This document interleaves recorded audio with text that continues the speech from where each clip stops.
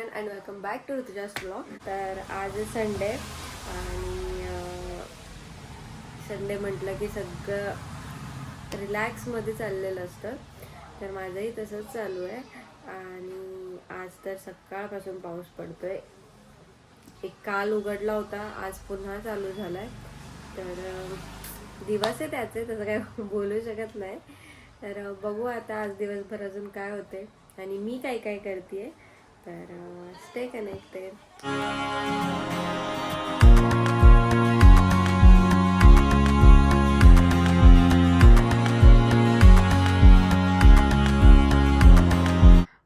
तर फ्रेंड्स, मी आज असा विचार करते, आज संडे पण आहे, माझ्याकडे थोडंसं रिलॅक्सवाला टाईम पण आहे.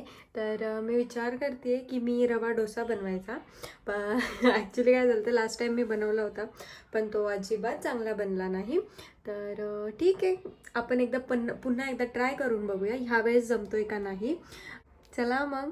आणि माझा डोसा बनतोय का नाही, सक्सेसफुल होतोय का नाही, त्यासाठी व्हिडिओ शेवटपर्यंत बघा, म्हणजे तुम्हाला कळेल की की फ्लॉप झालाय की चांगला झालाय. तर सगळ्यात आधी मी घेतला 1 कप रवा. मी 2-3 रेसिपी बघितल्या, त्यातली मला जी इझी वाटली त्या हिशोबाने केला. त्यानंतर त्याच्यामध्ये घेतलं मी तांदळाचं पीठ आणि थोडासा मैदा. आणि मग त्यामध्ये मी टाकलं थोडेसे जिरे, हिरवी मिरची, कोथिंबीर, कढीपत्ता आणि अद्रक. तर हे सर्व एकत्र करून घेतलं आणि त्यानंतर त्याच्यामध्ये मी पाणी ॲड केलं. पाणी थोडंसं जास्त टाकायचं आहे. याच्यामध्ये मी अराऊंड 4 कप्स पाणी टाकलं होतं. हा डोसा पातळच असतो, त्यामुळे तुम्ही जेवढं पातळ कराल तेवढं चांगलं. आणि त्याच्यासोबत तुम्ही खोबऱ्याची किंवा शेंगदाण्याची चटणी करू शकता. मी इथे आपली बेसिक जी असते ती वाली केली ती. त्यानंतर मी तडका दिला. मला ही वाली प्रोसेस खूप आवडते, तडका द्यायला. मग तो चटणीत असो किंवा कोणाच्या आयुष्यात. जोक्स पार्ट, पण जेव्हा आपण हे चटणीमध्ये टाकतो तर एक खूप असा मस्त स्मेल आणि त्याचा आवाज दोघी खूप भारी असतात. त्यामुळे ॲक्च्युली मला खरं तर आवडतं ही प्रोसेस.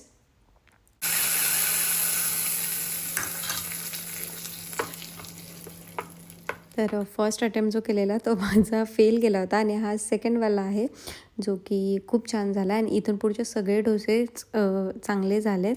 ये फायनली आपला रवा डोसा सक्सेसफुल झालेला आहे.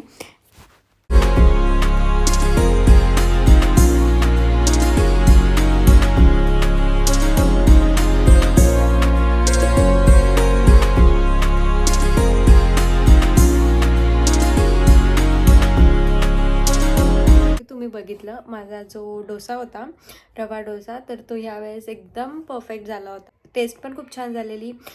जो क्रिस्पीपणा असतो तो पण आलेला. तर मी तर खूप खुश आहे की फायनली माझा झाला. आणि आपल्या आयुष्यात पण असंच असतं, एखादी गोष्ट कधी जमती कधी जमत नाही. पण जर आपण ट्राय केलं तर ती तुम्हाला नक्कीच भेटून जाईल.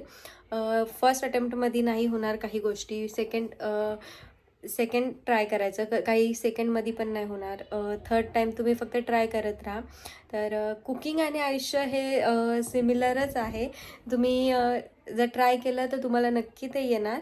आणि आज माझा डोसा खूप छान झालेला, त्यामुळं मला माहीत नाही, मला एक असतं की आपण असं काहीतरी बनवलं आणि जर ते चांगलं बनलं, सगळ्यांनी खूप आवडीने खाल्लं, तर माहीत नाही, खूप भारी असं वाटतं स्वतःलाच.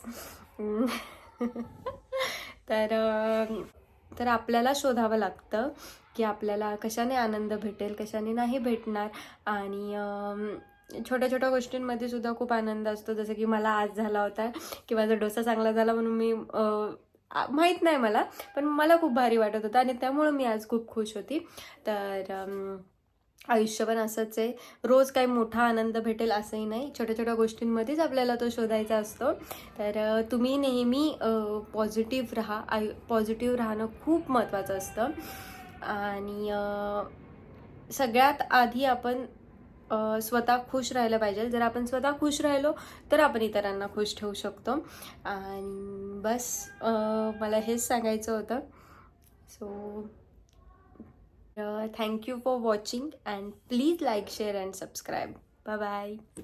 आणि इथे समीर मला फसवतोय. मला बोललं एवढं पाऊस पडला की बघ इथं फॉग झालाय आणि मी बाहेर येऊन बघितलं तर तिकडे कुठेतरी आग लागली होती, त्याचा धूर होता तो.